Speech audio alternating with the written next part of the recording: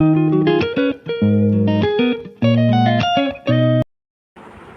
Everyone, आज हम लोग डिस्कस करेंगे क्लास 12 इंडियन इकोनॉमी की third chapter liberalisation, privatisation and globalisation and appraisal.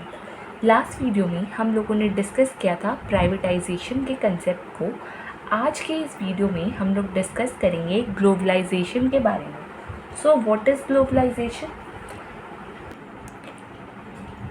Globalization means integrating the national economy with the world economy through removal of barriers on international trade and capital movements. So globalization का basically meaning होता है कि जब हम national economy को, अपने nation की economy को इंटीग्रेट करते हैं, जोड़ते हैं, किसके साथ? वर्ल्ड की इकोनॉमी के साथ, वर्ल्ड की अर्थव्यवस्था के साथ। और ये चीज़ कैसे की जाती है, ये इंटीग्रेशन कैसे होता है? तो जो भी बैरियर्स हमने लगा के रखे हैं इंटरनेशनल ट्रेड के ऊपर या कैपिटल मूवमेंट से रिलेटेड, उन्हें हटा कर। आई होप आपको ये क्लियर हो गया होगा। तो बेसिकली क्या मतलब हुआ इसका कि इंटीग्रेट करना अपने नेशन की इकोनॉमी को वर्ल्ड की इकोनॉमी के साथ। अब ये काफ़ी कॉम्प्लेक्स फिनोमिनन है, इतना सिंपल है नहीं जितना सिंपली मैंने आपको ये डेफिनेशन बता दिया। इसमें क्या होता है कि काफ़ी सारे क्या बनाने पड़ते हैं? पॉलिसीज़ बनाने पड़ते हैं। अब ये पॉलिसीज़ क्यों बनाए जाते हैं? ताकि वर्ल्ड में क्या हो, ज़्यादा इंटरडिपेंडेंस क्रिएट हो, एक कंट्री का दूसरे कंट्री के ऊपर डिपेंडेंस क्या हो, इंक्रीज़ हो, एंड इंटीग्रेशन भी क्या करें, कंट्रीज़ के बीच में इंक्रीज़ हो। इस मोटिव के साथ हम क्या करते हैं? ग्लोबलाइजेशन को करते हैं। अब ग्लोबलाइजेशन करने के लिए हमें क्या करना होता है? हमें बहुत सारे नेटवर्क्स क्रिएट करने पड़ते हैं। जो सोशल, इकोनॉमिक, ज्योग्राफिकल बाउंड्रीज़ हमने क्रिएट करके रखे हैं, उन्हें भी क्या करना पड़ता है? ट्रांसफॉर्म करना पड़ता है, चेंज करना पड़ता है। बेसिकली ग्लोबलाइजेशन से हम एम क्या कर रहे होते हैं? हम एम करते हैं एक बॉर्डरलेस दुनिया, मतलब एक ऐसी दुनिया जहाँ पे बॉर्डर्स नहीं हो, हर कंट्री दूसरे कंट्री के साथ फ्रीली क्या कर पाए? ट्रेड कर पाए। आई होप आपको ये क्लियर हो गया होगा। अब नेक्स्ट हम लोग डिस्कस करेंगे अब ग्लोबलाइजेशन, इंडियन इकोनॉमी में ग्लोबलाइजेशन लाने के लिए हमने क्या चेंजेस किए। अब हम इसके बारे में क्या करेंगे? डिस्कस करेंगे। तो जो हमने NEP न्यू इकोनॉमिक पॉलिसी लाई, उस न्यू इकोनॉमिक पॉलिसी में हमने क्या किया? एक लिस्ट बनाया। लिस्ट किस चीज़ का? High technology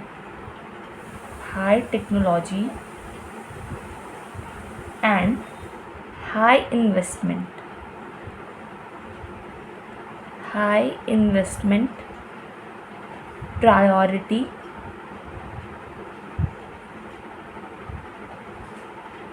industries. ऐसी इंडस्ट्रीज़ जिसमें हाई टेक्नोलॉजी क्या था, काफ़ी ज़्यादा हाई थी, या वहाँ इन्वेस्टमेंट रिक्वायरमेंट बहुत ज़्यादा हाई था, तो उन इंडस्ट्रीज़ का हमने एक लिस्ट बनाया। और उन इंडस्ट्रीज़ में हमने फॉरेन डायरेक्ट इन्वेस्टमेंट को ऑटोमेटिकली कितना परमिशन दे दिया? 51% की उन इंडस्ट्रीज़ में फॉरेन इक्विटी क्या हो सकती थी?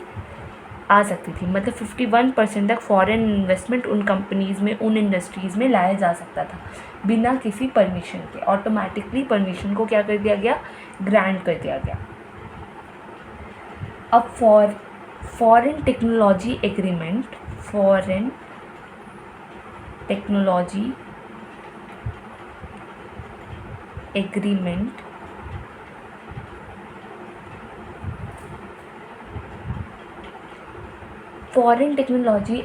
से रिलेटेड हमने क्या किया? जो हाई प्रायोरिटी वाली इंडस्ट्रीज़ थी, जिनका प्रायोरिटी हमें ऊपर रखना था, उसमें हम लोगों ने ऑटोमेटिक परमिशन दे दिया।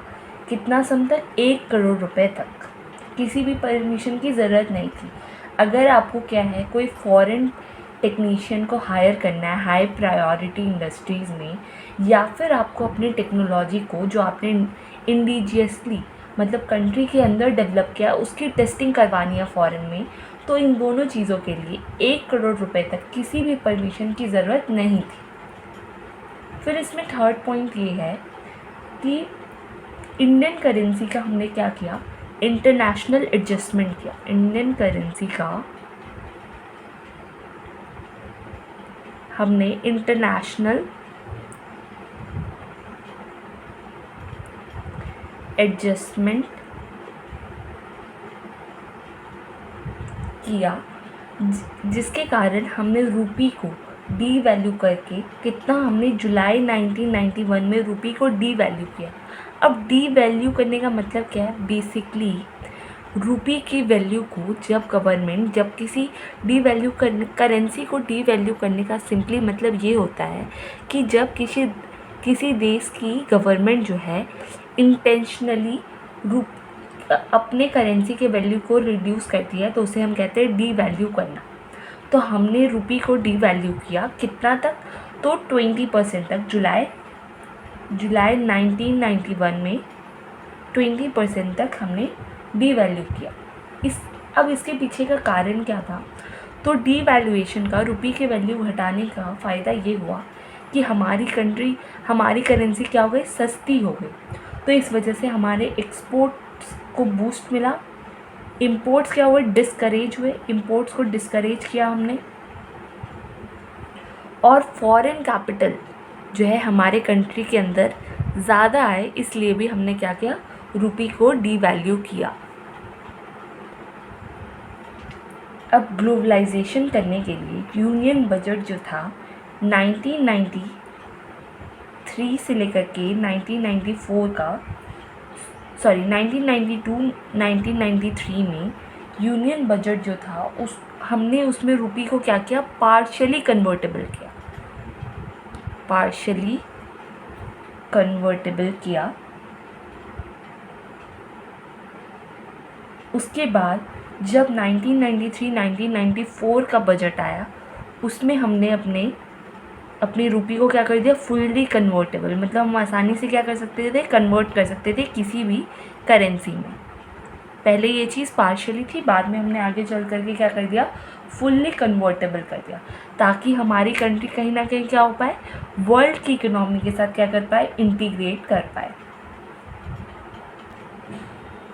फिर इसमें नेक्स्ट पॉइंट है कि हमने एक्सपोर्ट इंपोर्ट पॉलिसी 1992 से लेकर के 1997 तक हमने एक 5 ईयर एक्सपोर्ट इंपोर्ट पॉलिसी लाई, जिसको सरकार ने क्यों अनाउंस किया, ताकि हम एक फ्रेमवर्क तैयार कर सकें। किस चीज़ का फ्रेमवर्क, कि कैसे हम ग्लोबलाइज करें इंडिया के फॉरेन ट्रेड को ग्लोबलाइज करने के पॉइंट ऑफ व्यू से। इस पॉलिसी में हमने क्या किया कि जो भी रिस्ट्रिक्शन या कंट्रोल हमने एक्सटर्नल ट्रेड पे लगा के रखे थे, एक्सटर्नल ट्रेड पे जो भी रिस्ट्रिक्शन या कंट्रोल हमने लगा करके रखे थे, उन्हें हमने क्या किया, हटा दिया। और मार्केट के अंदर जो है, मार्केट फोर्सेस यानी कि डिमांड एंड सप्लाई को अलाउ किया कि वो अपना रोल प्ले कर सके एक्सपोर्ट और इंपोर्ट में। पहले गवर्नमेंट इन्फ्लुएंस करती थी कंट्री के एक्सपोर्ट और इंपोर्ट को, उसके बाद हमने ग्लोबलाइजेशन लाने के लिए मार्केट फोर्सेस को क्या किया, अलाउ किया कि जैसा डिमांड सप्लाई है उसके अकॉर्डिंग आप क्या कर सकते हो, एक्सपोर्ट और इंपोर्ट कर सकते हो। गवर्नमेंट का इंटरफेरेंस हमने कम किया। फिर इसमें लास्ट पॉइंट है, अब इंडियन इकोनॉमी को ग्लोबल कंपटीशन में क्या करना, सरवाइव करवाना है, या उसका रोल को इंक्रीज़ करने के लिए गवर्नमेंट ने क्या किया, कस्टम ड्यूटी को भी रिफॉर्म किया। इनफैक्ट जो 2007-08 में के बजट में जो हमारा पीक रेट कभी जो था 250% का कस्टम ड्यूटी, उसको रिड्यूस करके हम कहाँ तक ले आए, हम उसे 2007-08 के बजट में 10% तक ले आए। तो ये थे कुछ पॉइंट्स जिसके थ्रू इंडिया ने कोशिश करी कि क्या करें, हम अपने कंट्री को ग्लोबलाइज करें। एक बार हम लोग क्विक रिकैप कर लेते हैं कि क्या पॉइंट्स हमने डिस्कस किए। सबसे पहले हमने ये डिस्कस किया कि न्यू इकोनॉमिक पॉलिसी के तहत जो हाई टेक्नोलॉजी और हाई इन्वेस्टमेंट वाली प्रायोरिटी इंडस्ट्रीज़ थी, उनमें हमने फॉरेन इक्विटी को 51% तक अलाउ किया। फिर एक और हमने क्या किया कि जो हाई प्रायोरिटी इंडस्ट्रीज़ थी उसमें 1 करोड़ की सम तक किसी भी तरीके का परमिशन की ज़रूरत नहीं थी। अगर आपको कोई फॉरेन टेक्नीशियन हायर करना है या जो आपने कंट्री के अंदर इंडिजीनियसली जो आपने टेक्नोलॉजी डेवलप किया उसको अगर अब्रॉड में टेस्ट करना है, तो इस चीज़ के लिए भी 1 करोड़ रुपीज़ तक किसी भी तरह के परमिशन का कोई ज़रूरत नहीं था। फिर हमने रुपी को भी डीवैल्यू किया ताकि एक्सपोर्ट इंक्रीज़ हो सके और इंपोर्ट डिस्करेज हो सके। फिर इंडियन इकोनॉमी के बजट में जो 1993 से लेकर के 1993 के बीच में आया था, उसमें हमने रुपी को पार्शली कन्वर्टेबल बनाया, जो आगे जाकर के क्या बन जाता है, फुल्ली कन्वर्टेबल। फिर गवर्नमेंट ने एक्सटर्नल ट्रेड पे जो भी रिस्ट्रिक्शंस लगा के रखे थे उन्हें रिमूव किया और मार्केट फोर्सेस को अलाउ किया कि वो फ्रीली क्या कर सकते हैं, ऑपरेट कर सकते हैं। और लास्ट पॉइंट जो हमने डिस्कस किया था कि कस्टम ड्यूटी को 250% से घटा करके 10% पर लाया गया 2007-8 के बजट पर। आई होप आपको ये क्लियर हो गया होगा। अब नेक्स्ट हम लोग डिस्कस करेंगे positive and negative trades of globalisation. Globalisation policy के थ्रू जो पॉजिटिव इम्पैक्ट और नेगेटिव इम्पैक्ट इकोनॉमी पर पड़ा या दूसरी कंट्रीज़ पे पड़ता है, उसका हम लोग डिस्कशन करेंगे। तो सबसे पहले हम लोग डिस्कस करेंगे पॉजिटिव एस्पेक्ट्स के बारे में। तो ग्लोबलाइजेशन के फेवर में जो आर्ग्यूमेंट्स दिया जाता है, सबसे पहले इसमें पॉइंट है greater access to global market. अगर एक कंट्री अपनी इकोनॉमी को क्या करती है, ग्लोबलाइज करती है, तो इंटरनेशनल मार्केट में, ग्लोबल मार्केट में उसका एक्सेस जो होता है, जो पहुंच होता है, वो भी क्या हो जाता है, इंक्रीज़ हो जाता है। Through globalisation we can also get access to advance technology. जैसे इंडिया ने जब अपनी कंट्री को क्या किया, ग्लोबलाइज़ किया, हमने जब कंट्री को ग्लोबलाइज़ किया तो टेक्नोलॉजी को जो एक्सेस था वो हमारी कंट्री के अंदर इंक्रीज़ हुआ। न्यू टेक्नोलॉजीज़ हमारी कंट्री के अंदर आने लगी। अब जो बड़ी इंडस्ट्रीज़ है डेवलपिंग कंट्री की, जो लार्ज स्केल इंडस्ट्रीज़ है हमारे कंट्री की या किसी भी डेवलपिंग कंट्री की, उसे बेटर प्रोस्पेक्ट मिलता है, बेटर अपॉर्चुनिटीज़ मिलती है कि वो इंटरनेशनल मार्केट में भी एक मेजर रोल प्ले कर सकती है और इकोनॉमी को क्या कर सकती है, अपनी इकोनॉमी को बूस्ट कर सकती है, कंट्रीब्यूट कर सकती है। फिर इसमें आखिरी पॉइंट है, जो स्किल्ड लोग थे, अब वो क्या है कि उनके पास एक बेटर ऑप्शन आ जाता है कि वो अक्रॉस द ग्लोब, जहाँ पे उन्हें बेटर अपॉर्चुनिटीज़ मिल रही है, वो अपनी अर्निंग्स को क्या कर सकते हैं, इंक्रीज़ कर सकते हैं अपने स्किल्स को यूज़ करके। ठीक है, तो ये थे 4 पॉजिटिव पॉइंट्स। अब हम लोग डिस्कस करेंगे नेगेटिव एस्पेक्ट्स ऑफ ग्लोबलाइजेशन। तो ग्लोबलाइजेशन को बहुत सारे स्कॉलर्स क्रिटिसाइज़ करते हैं। इसके पीछे का सबसे पहला कारण ये है कि ग्लोबलाइजेशन का बेनिफिट जो है मेनली किसे मिलता है, डेवलप्ड कंट्रीज़ को मिलता है। अब डेवलप्ड कंट्रीज़ को मिलता है, ऐसा क्यों कहा जा रहा है कि ग्लोबलाइजेशन का बेनिफिट डेवलप्ड कंट्रीज़ को मिलता है? इसके पीछे का सिंपल कारण ये है कि जो डेवलपिंग कंट्रीज़ है उनके पास ऑलरेडी रिसोर्सेज कम होते हैं, तो कहीं ना कहीं डेवलपिंग कंट्रीज़ अपने कंट्री के अंदर ही कंजम्पशन पूरा नहीं कर पाती, तो जिनके पास सरप्लस है, जैसे डेवलप्ड कंट्रीज़, उनके पास ज़्यादा अपॉर्चुनिटीज़ होता है कि वो दूसरे कंट्रीज़ के अंदर क्या कर सकते हैं, जा कर के अपने बिजनेस को एक्सपैंड कर सकते हैं। फिर इसमें दूसरा पॉइंट है कि ग्लोबलाइजेशन से कहीं ना कहीं कॉम्प्रोमाइज़ होता है। किस चीज़ में कॉम्प्रोमाइज़ होता है? तो जो वेलफेयर है और identity of people belonging to